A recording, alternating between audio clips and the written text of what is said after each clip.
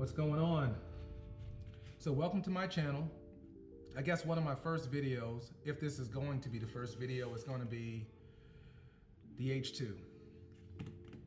So I already made a video, but I chose to make another one just because that was long-winded and I wanted this one to be kind of short, concise, straight to the point.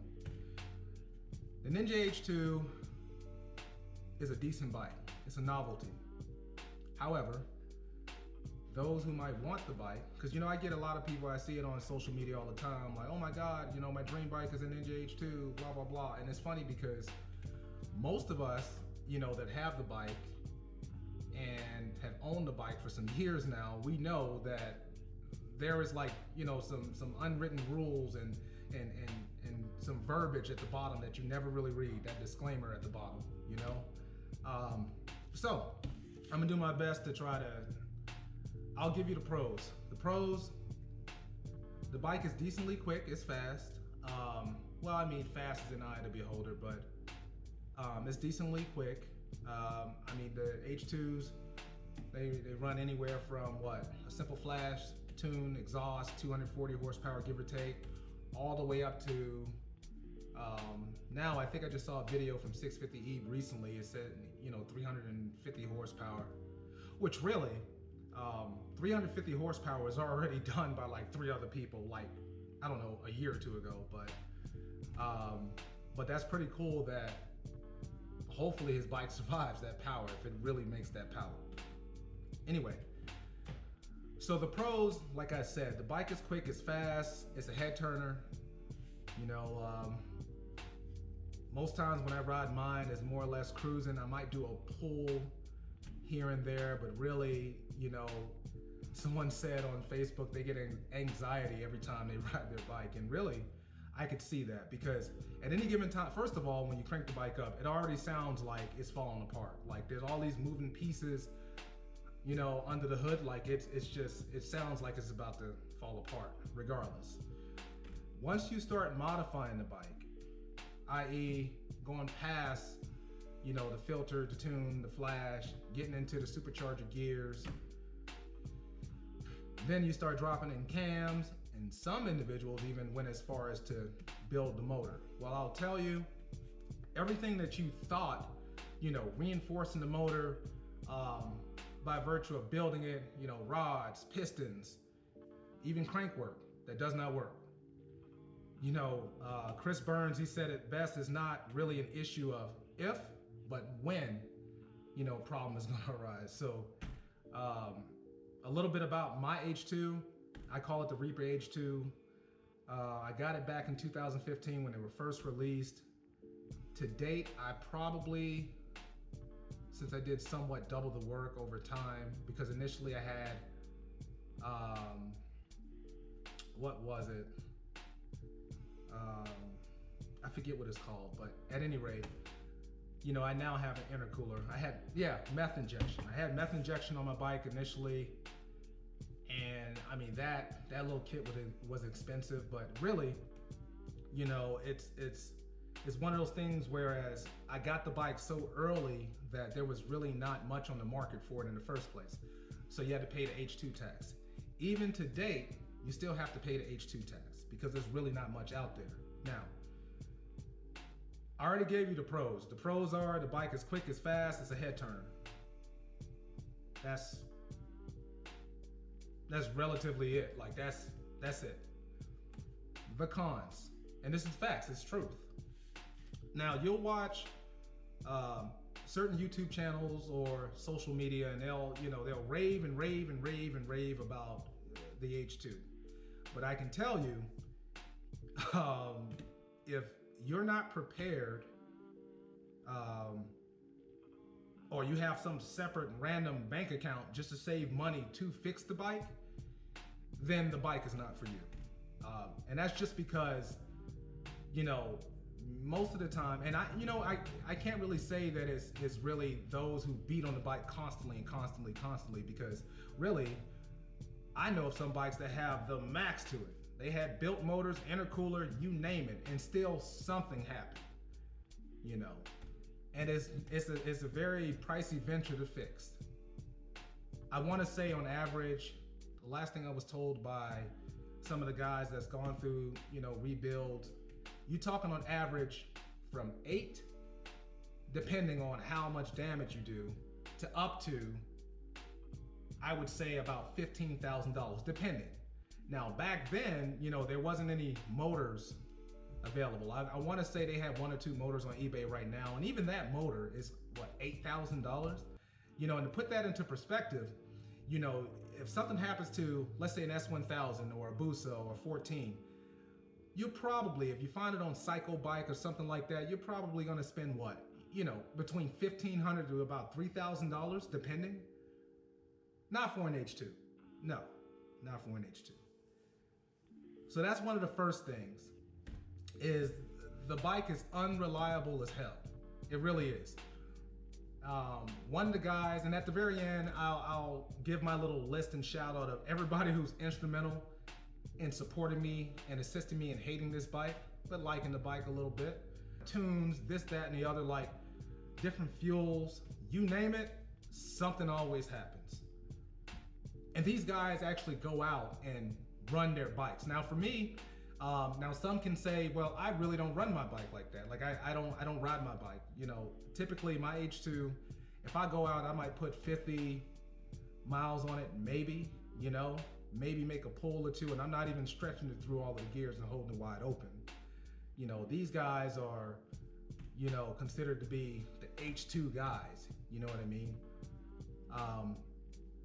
But they're unreliable as hell. 2, maintenance. Maintenance is somewhat normal, I guess. It just all depends on, again, under normal circumstances when something breaks because it's not well maintained, or even if it's well maintained, what is going to be the cost after something happens? The H2, 9 times out of 10, those who own them know it costs a lot of money to fix stuff. 3, the tune.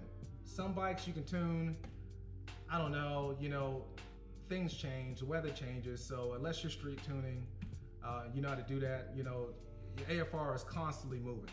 That's what I say anyway, that's how I kind of put it.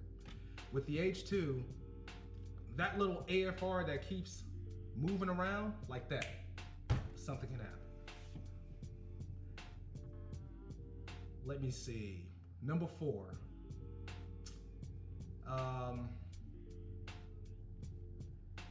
So if you go and get an H2, someone may say, well, normally you do a pipe flash tune type of deal to the average bike. Let's say you either go with Brox or you go with Akrapovic, Graves, GYTR. It just depends on, you know, what bike you have.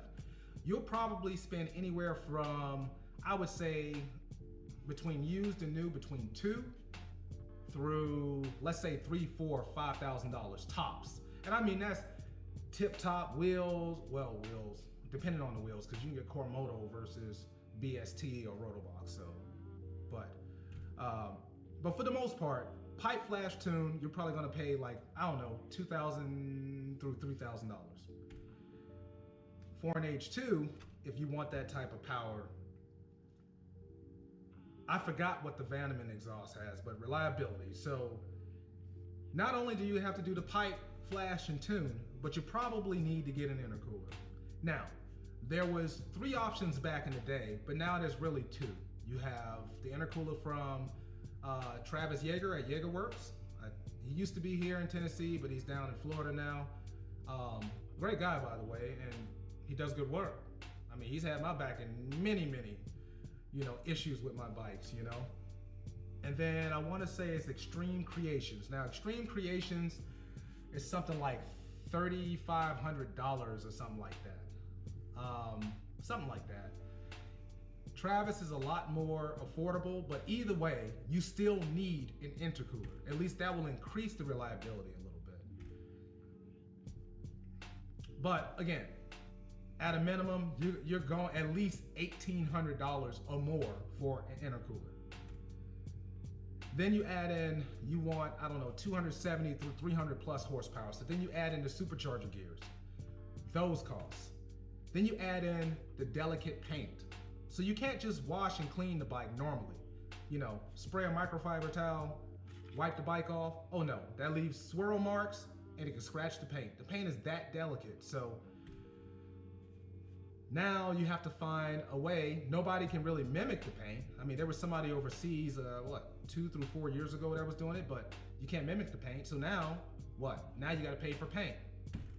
Repaint the bike or spend more money on carbon fiber. If, like all of us, when you ride your bike, you know, you get rock chips, that sort of thing. It's just things happen. Ceramic coating, all of that. But either way, you're gonna spend more money. So I guess, you know, the list can somewhat go on and on and on. We're not gonna get into burning through clutches, the tires, the bike randomly doing stuff like the bike will be totally fine. Next thing you know, your battery's dead, or there's all of these icons on your dash because of whatever reason. I've yet to figure it out. I could be riding the bike totally fine, not beating on the bike, anything. Then all of a sudden, one of the icons will come on, like something's wrong or it's broke or something, you know? So, but anyways, that's the truth. If you are actively wanting a Ninja H2, I would venture to say, right now, to date, I'm probably at about $40,000 on my H2. And most will say, well, you spent all of that money and it just kind of sits. Well, first of all, I'm cheap. Second of all, I got a couple of bikes in the works that will be faster than the H2 anyways. And third of all, I just don't feel like the money that I would put into the bike would make any sense. Just because the H2's top out at a certain point, and there's other platforms that you could push even further, if it makes any sense. So that is the low down dirty truth. Now, who has assisted me with this truth? I got my list up on my screen. Jeremy at CMP. I was one of the first H2's that Jeremy was dealing with at CMP. I was not willing to put any more money into the bike once he advised me that he just really didn't think that it was a platform that made any sense. Now, behind that, we all know Damon came as the H2 God. Now that guy, I don't know why and how and why he did it, but he chose to go all out. And that dude, I tell you, he's like the matriarch of the H2 world. Because anybody who says that they are the first to do anything, more than likely, Damon, known as, Super H2, he's probably done it. So shout out to him, because he's probably one of the main reasons I said, hell to the no, I'm not doing it. And I'm glad I didn't. Travis at Jaegerworks, he did the same thing. You know, he advised me, he would see that, you know, as you know, he sees the H2's all the time, but back then he used to see not only my H2, but several H2's, and he would just tell me like, no, because, you know, Jeremy at CMP and Travis, when he was there, they know I'm very, very cheap. Well, no, I will say I'm willing to spend my money on something that makes sense. And to me, the H2 didn't make sense because it wasn't a normal bike, you know? Chris Burns, Booms Tune out of Texas. So there's plenty of offline conversations I had with Chris, and really he would sit there and tell you, like, he'll go online and tell you like H2 suck, which is crazy because he'll say that on one of these little racing pages, and then someone will come right behind him and say, my dream is an H2. What you mean your dream is an H2? I just told you that you probably need another platform. But Chris is cool though. He was instrumental into that. Another guy who paved the way for the H2's, Adam, Boosted H2. He's had some issues over the years with his H2, but honestly, I've spoken to him offline here and there, and most people know who that is, and good dude. And again, he's had issues over the years, which caused me not to mess with my bike, because if he has issues, I know I'll probably have issues, and I'm not willing to spend the money on it. Kenneth at Envied H2, I can say, like, even though he's always talking trash to me about racing, That dude has been instrumental in really making sure I spend no money on my H2 because he has gone through it with his H2. And last shout out, Eric Strickland. It's my understanding that he just won the heavyweight bout, the races down in Texas. Shout out to him. I know he's had some ups and downs with his bike as well, but it's kind of cool because obviously he overcame it. The bike's still running and he won a couple of races, so that's pretty cool. So I'll wrap this video up by saying if your dream and goal is to own an H2, make sure you have at least another bike to ride if you're gonna beat on it. And if you plan to beat on an H2, again, just make sure you have some money saved or be ready, because at any given time, something can freaking happen. If it were me, if I can go back and do this all over again, I probably would have got another boost. Well, I have 3 boosters at the moment, but I probably would have had a 4th or even a 5th booster. You know, the amount of money that I'm spending on this H2, I could have had, you know, a 400, 500 horsepower booster, you know what I mean? So, but again, it turns heads. It's a cool bike. I've invested so much money into it that it really doesn't make sense to sell it. So it is what it is. Anyway, like, share, subscribe, just because I'm trying to learn this whole software thing, so I'm working on it, and I'll have many more. As you can see, you know, my wife's track bike is behind me, and I got a whole bunch of other stuff going on. Or you can check me out on what is it, IG, Reaper H2. So yeah, if you want an H2, don't want an H2, go buy a booster. And also get on my Booster Nation page. All right, I'll check y'all later. Holla.